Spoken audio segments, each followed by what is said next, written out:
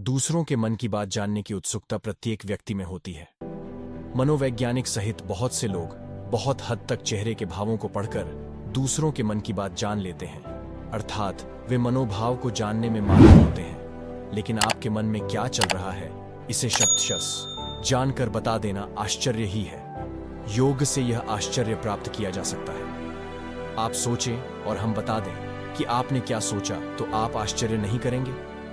योग के विभूतिपाद में अष्ट सिद्धि के अलावा अन्य अनेकों प्रकार की सिद्धियों का वर्णन मिलता है। उनमें से ही एक है मन शक्ति योगा। इस योग की साधना करने से व्यक्ति दूसरों के मन की बात शब्दशः जान सकता है और यह बहुत ही सरल साधना है, लेकिन उन लोगों के लिए कठिन है जो अपने मन का अस्त व्यस्त उपयोग करते हैं। कैसे होगा यह संभव? ज्ञान की स्थिति में संयम होने पर दूसरे के चित्त का ज्ञान होता है। यदि चित्त शांत है तो दूसरे के मन का हाल जानने की शक्ति हासिल हो जाएगी। चित्त शांत होता है चित्त की दिशा और दशा को जानने व समझने से।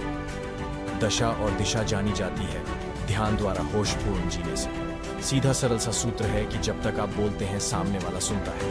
आप बोलना बंद करते हैं तभी सामने वाला जो बोल रहा है उसे आप सुन पाते हैं और समझ पाते हैं।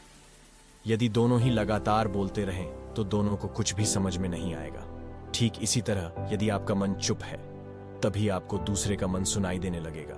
मन का चुप होने का मतलब कि आप विचार और कल्पनाओं से बाहर निकलकर पूर्णतः शांत हैं। इसे ही चित्त का शांत होना कहते हैं। कहते हैं कि इस मन शक्ति योग के बल पर योगी चिंटियों के पैरों में बंधे घुंघरू की आवाज भी सुन सकता है, तो आपके मन में तो दुनिया भर का शोर मचा हुआ है।